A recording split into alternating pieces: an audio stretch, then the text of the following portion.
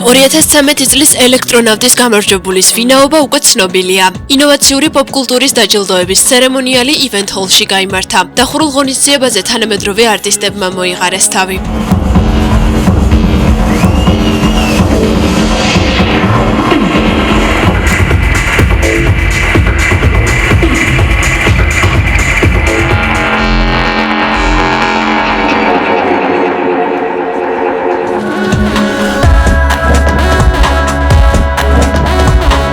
ლევანდელი ყველაზე მასშტაბური გახლდათ იმ ივენთთა შორის, რომელიც ელექტრონავტის ფარგლებში გამართულა. ჩვენ წლის რჩეულ და კრიტიკოსთა მოწონებულ მუსიკოსებს ფესტივალებსა და ვიდეოკლიპებს გაგაცნობთ. თუმცა იქამდე პატარა შესავალი.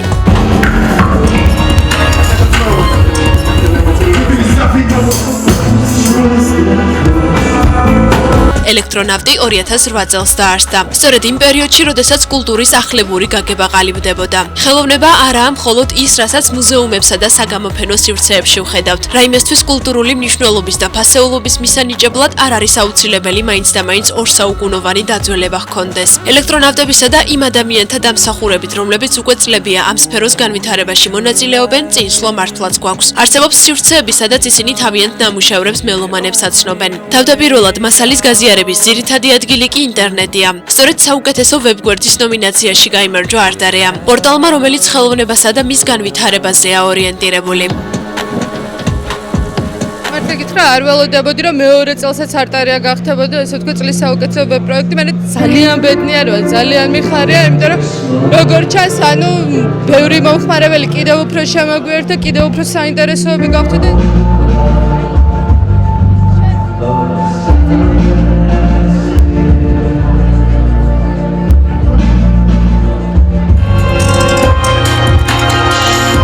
რომ არა ვენიუ, ადგილი, სადაც DJ თუ ნებისმიერი მუსიკოსი თავის შემოქმედებას ხალხს გააცნობს, შეუძლებელია ისაუბრო კულტურულ განვითარებაზე, კლაბინგზე. ბოლო დროს თბილისში საბედნიეროდ არჩევანი საკმაოდ გაზრდილია. წლის ვენიუს ნომინაციაში წარდგენილი სამეულიდან გამარჯვებული მტკვარზე გახდა. კლუბმა არტარეასი არ იყოს ელექტრონავტის პრიზი წელს უკვე მეორედ მიიღო. ყოველდღიურად რაღაცა განვითარებას უნდა შეუწყო ხელი და არ უნდა გაჩერდე და ეს წელს მართლა მოვახერხეთ, რომ რაღაც ბევრი რაღაც გაკეთდა. მის ხარისხში, DJ აპარატურის ხარისხში, ის რომ თვითონ არტისტები არიან კმაყოფილები, როდესაც უკრავენ კლუბში და ეს ელემენტარული რაღაცაა.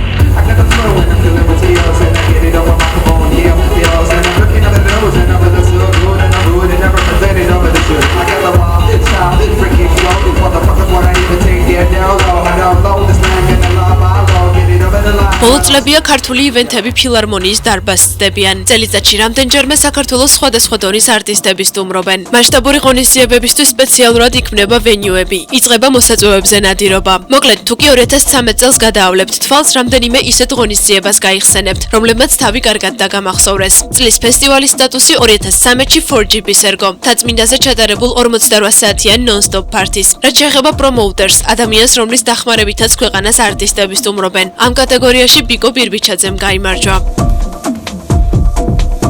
წელს ჩამოვიყვანეთ ძალიან განსაკუთრებული არტისტები.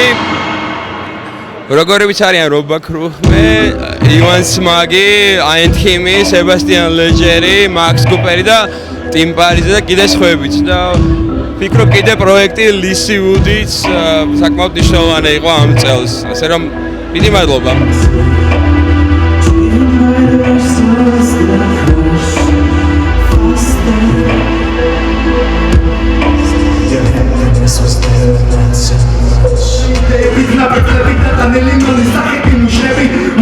ქართველი არტისტებიდან საპატიო სტატუსი ერგო ანა კუბლაშვილს, იგივე ნევას. მან ელექტრონავტის ჯილდო წლის ალბომის ნომინაციაში მიიღო. საუკეთესო DJ კი 2013 წლისათვის ბაჩო გახდა.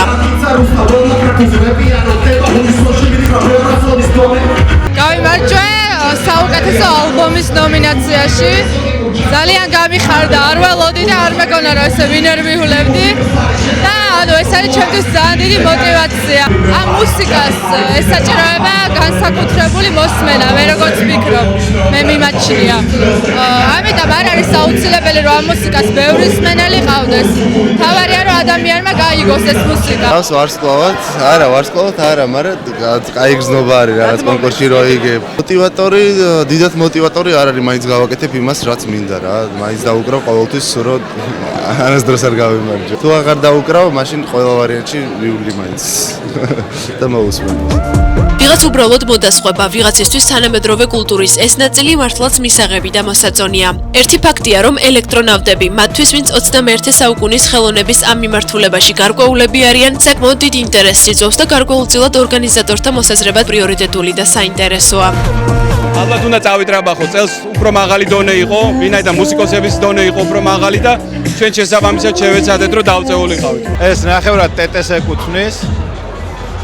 იმიტომ რომ საოცარ მუსიკას აკეთებს და მაგის მუსიკამ განაპირობა ის რომ მე ვიდეო გავაკეთებ. მე მაინც ვიძახი რომ მივცემდი მაქსიმეს ვიდეოს პრიზს. ბევრად უფრო ფან და მხიარული და კარგი რაღაცა, ვიდრე ჩემი რაღაცა დეპრესიული. ელექტრონავტები არის ძალიან მნიშვნელოვანი საერთოდ საქართველოსთვის და საერთოდ იმისთვის რომ ქართველმა მსმენელმა სიახლის შიში დაკარგოს და არ ეშინოდეთ ყველაფერი ახლის. წელს პირველად ელექტრონავტების ისტორიაში საქართველოს After Parties-ზე Red Bull Music Academy-ს დამსახურებით შვედი მუსიკოსი აქსელ ბომანი ეწვია. მისი კომენტარი ჩვენმა გადამღებმა ჯგუფმა ცერემონიალის დაწყებამდე და მას მერეც ჩაწერა. თუ კი დასაწყისში ქართულ შემსრულებლებზე ბევრი არაფერი იცოდა, უკვე მოგვიანებით ფავორიტიც გაუჩნდა. This is Axel Boman, especially for Music Box. I don't know if they're musicians. ქართულ მუსიკოსებთან კავშირი არასდროს მქონია, თუმცა 21 საუკუნეში ინტერნეტით მათთან კონტაქტის დამყარება არანაირ პრობლემას არ წარმოადგენს. რაც შეეხება Red Bull Music Academy-ს, ეს უდიდესი მუსიკალური რესურსია. Very impressed. It was so diverse. It was all styles of music. Yeah, I think ახლ შტაბ-შტილების ქვეშ ვარ. ძალიან მრავალფეროვანი იყო. ყველა მუსიკალური სტილი მოვისმინე. ყველაზე მეტად ერთი ბიჭი მომეწონა, გიტარას უკრავდა, ქვემოთ იყურებოდა. რაღაც ინდი ელექტრონიკას სტილს უკრავდა. I don't know his name.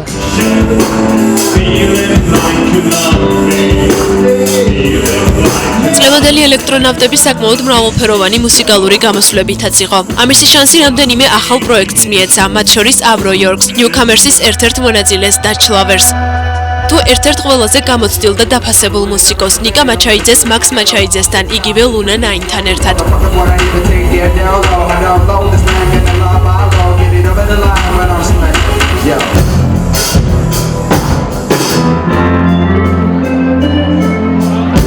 საერთო ჯამში დაჯილდოების ცერემონიალი ძალიან მრავალფეროვანი გამოვიდა. წლის ელექტრონავტის ნომინაცია HVL-მა დაიმსახურა, თუმცა არტისტი დამსწრეთა რიგებში არ აღმოჩნდა. ელექტრონავტი 2013-ის თავარი პრიზის მფლობელია წელს. პროექტი HVL. ინოვაციური პოპკულტურის დაჯილდოების ცერემონიალი უკვე 2014 წლის ბოლოს გაიმართება. ასე რომ მუსიკოსებს, რომლებიც თვლიან, რომ მათი ადგილი როგორც მინიმუმ ნომინანტთა სიაშია, ნამუშევრების გასამზადებლად წინ 12 თვე აქვთ.